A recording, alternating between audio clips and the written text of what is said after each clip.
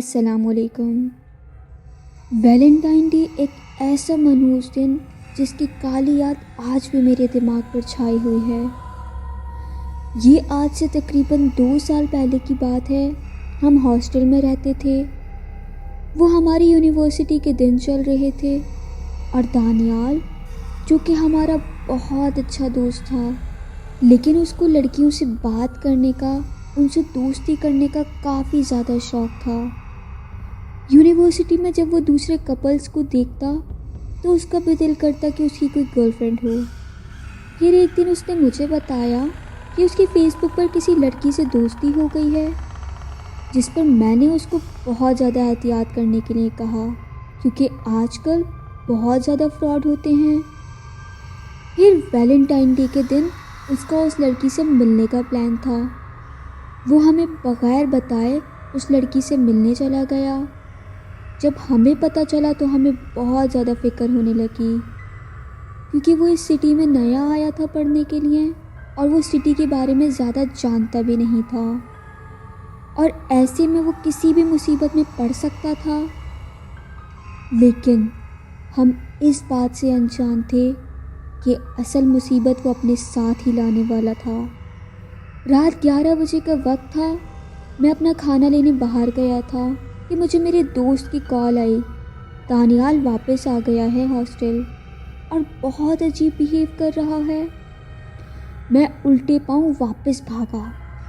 جیسے ہی میں ہاسٹل واپس آیا تو میں نے دیکھا کہ وہ دیوار کی طرف مڑا ہوا ہے اور عجیب حرکتیں کر رہا ہے، جو کہ بالکل بھی نارمل نہیں لگ رہی تھی۔ میں نے اس سے پوچھا کہ دانیال کیا ہوا ہے، سب ٹھیک ہے نا؟ اس نے مجھے عجیب سی نظروں سے دیکھا۔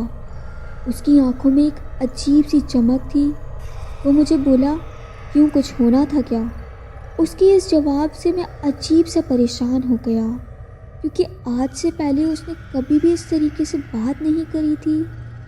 لیکن پھر کچھ دیر بعد ہم نے دیکھا کہ وہ ایک لڑکی کی آواز میں بول رہا ہے اور بہت عجیب سی زبان میں کچھ گانا وغیرہ گا رہا ہے۔ یہ دیکھ کر ہمارا حوصلہ جواب دے گیا اور ہم تو روم سے بھاگ کھڑے ہوئے۔ جب ہم باہر آئے تو اس وقت ہاسٹل میں ہمارے علاوہ کوئی بھی نہیں تھا۔ میں اور عاصم جو کہ ہمارا روم میٹ تھا، اور اسی نے مجھے کال کر کے بھی بتایا تھا۔ روم سے باہر کھڑے دانیال کو دیکھ رہے تھے عجیب و غریب حرکتیں کرتے ہوئے، جو کہ باہر کھڑا دیوار کی طرف منہ کر کے عجیب سا کچھ پڑھے جا رہا تھا۔ میں نے اس کو زور سے آواز دے کے بلایا، دانیال یہ کیا ڈرامہ کر رہے ہو، بند کرو یہ سب۔ ایک لمحے کے لیے وہ خاموش ہوا۔ اگلے ہی لمحے اس نے زور سے کسی لڑکی کی آواز میں چلا کر کہا، دفع ہو جاؤ تم دونوں یہاں سے، اکیلا چھوڑ دو ہمیں، دانیال خوش ہے میرے ساتھ۔ یہ سن کر ہم دونوں گلی میں بھاگ آئے ہاسٹل چھوڑ کر۔ گلی میں جب ہم پہنچے تو ہمیں سمجھ نہیں آ رہا تھا کہ یہ سب کچھ ہو کیا رہا ہے ہمارے ساتھ۔ پھر اچانک سے عاصم کو یاد آیا کہ ہماری گلی میں ایک حافظ صاحب بھی رہتے ہیں، جو کہ پاس کے مدرسے میں پڑھاتے بھی ہیں۔ میں نے عاصم کو کہا کہ ان کو فوراً لے آؤ۔ وہ جلدی سے بھاگا حافظ صاحب کو لینے کے لیے، اور یہاں مجھے اندر سے دونوں کی باتیں کرنے کی آوازیں آ رہی تھیں۔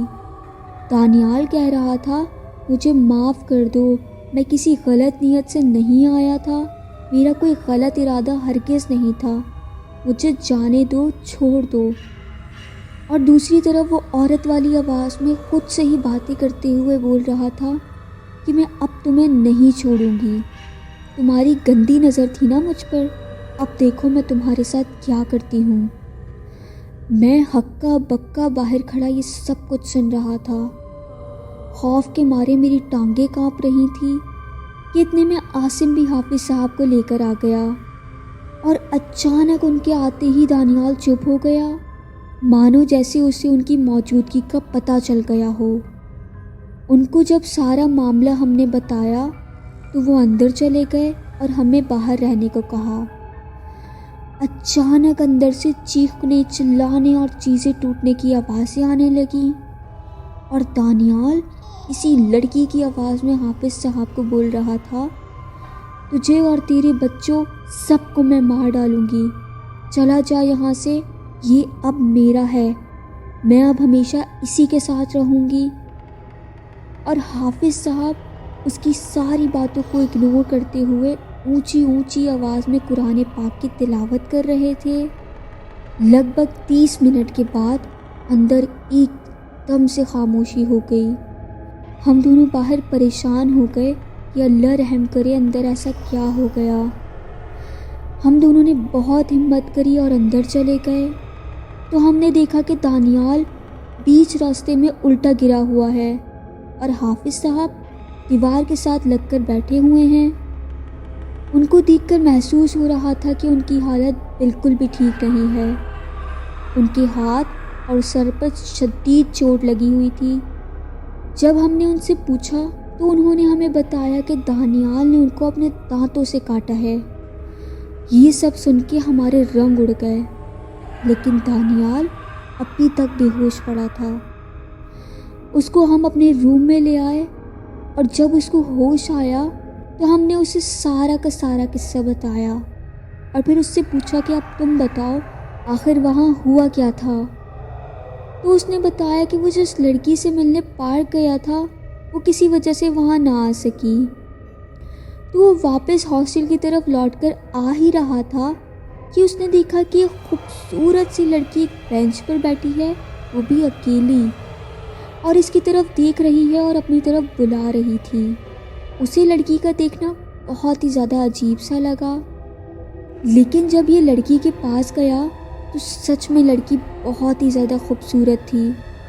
کمال کا حسن تھا اس لڑکی کا. اس نے بتایا کہ میں بینچ پہ بیٹھ کے اس لڑکی سے باتیں کرنے لگا. وہ لڑکی بہت ہی جلدی مجھ سے فری ہو گئی. مجھے بہت اچھا لگ رہا تھا اس سے باتیں کر کے. میں نے اس کو کھانے کی آفر کری تو اس نے مجھے کہا کہ میرا کھانا مجھے بہت جلدی مل جائے گا، تم فکر مت کرو.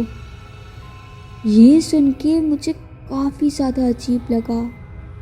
انفیکٹ وہ لڑکی بھی کافی زیادہ عجیب لگنے لگی اب مجھے. اب وہ بہت زیادہ پراسرار سی باتیں کرنے لگی تھی. جہاں وہ بیٹھی تھی وہ جگہ بھی بہت زیادہ سناٹے والی تھی. گپ اندھیرا چھایا ہوا تھا اس جگہ پر اور نہ وہاں بندہ تھا نہ بندے کی ذات. اب مجھے کچھ عجیب سا محسوس ہونے لگا تو میں اٹھ کھڑا ہوا. اس نے فوراً سے میرا ہاتھ پکڑ لیا اور پوچھا کہ کدھر جا رہے ہو. میں نے کہا کہ میں ہاسٹل جا رہا ہوں اپنے. اس نے کہا کہ مت جاؤ، میرے ساتھ ہی بیٹھ جاؤ، ہم دونوں آج رات ایک ساتھ گزاریں گے یہیں پر. میں نے حیران ہو کے کہا کہ یہاں؟ تو اس نے کہا کہ ہاں یہیں پہ، پیچھے میرا گھر ہے، تم کہو تو وہاں لے جاؤں تمہیں میں. جب میں نے پیچھے مڑ کے دیکھا تو وہاں صرف اور صرف جھاڑیاں تھیں. اب میرا شک مزید میرے دماغ میں جگہ بنا رہا تھا. میں نے کہا کہ مجھے ابھی جانے دو، میں کل آ جاؤں گا. اس نے کہا نہیں آؤ گے، کوئی بھی نہیں آتا، سب یہی بول کر جانے کی کوشش کرتے ہیں کہ کل آ جائیں گے، لیکن پھر لوٹ کر کوئی نہیں آتا. اب تو میرا شک یقین کی طرف جا رہا تھا. میں اٹھ کے کھڑا ہو گیا اور چلنے لگا. اس نے مجھے پیچھے سے آواز دی کہ میں بھی تمہارے ساتھ آ رہی ہوں، لیکن میں نے اس کی بات کا کوئی جواب نہیں دیا اور چلتا رہا. اس کی آخری آواز جو میرے کانوں میں آئی تھی وہ یہ تھی کہ اب تم یہاں سے نہیں جا سکتے. اس کے بعد مجھے کچھ بھی یاد نہیں. جب مجھے ہوش آیا تو میں نے دیکھا کہ میں یہاں تھا اور وہ لڑکی میرے سامنے کھڑی تھی. میں نے دانیال سے کہا کہ اب تم ڈرو نہیں، وہ جو بھی چیز تھی وہ اب جا چکی ہے، لیکن پلیز آئندہ تم ان چیزوں سے پرہیز کرنا. لیکن اگلے دن صبح جب میں سویا ہوا تھا، عاصم نے مجھے جھنجھوڑ کر اٹھا دیا اور اس نے مجھے جو خبر دی اسے سن کر میری جان نکل گئی. اس نے مجھے کہا کہ دانیال نے خودکشی کر لی ہے، اس نے خود کو پھانسی سے لٹکا لیا ہے. یہ سب سن کے میں دوڑتا ہوا روم سے باہر آیا تو دیکھا کہ اس کی لاش ہوا میں لٹکی ہوئی ہے. میں نے اس کے چہرے پہ اور ہاتھوں پہ اتنے بڑے بڑے نشان دیکھے جو کہ کسی عام انسان کے ہرگز نہیں لگتے تھے۔ جب میں نے اس کی کمر پر سے شرٹ اٹھا کر دیکھا تو وہاں پر بھی بہت زیادہ نشان تھے، جیسے اس پر بہت زیادہ تشدد کیا گیا ہو۔ آج بھی جب یہ منحوس دن مجھے یاد آتا ہے تو میرے جسم میں خوف کی لہر دوڑ جاتی ہے۔ اللہ پاک ہم سب کو ہر بری آفت سے محفوظ رکھے، آمین۔ مجھے اپنی خاص دعاؤں میں یاد رکھیے گا۔ فی امان اللہ۔ اللہ حافظ۔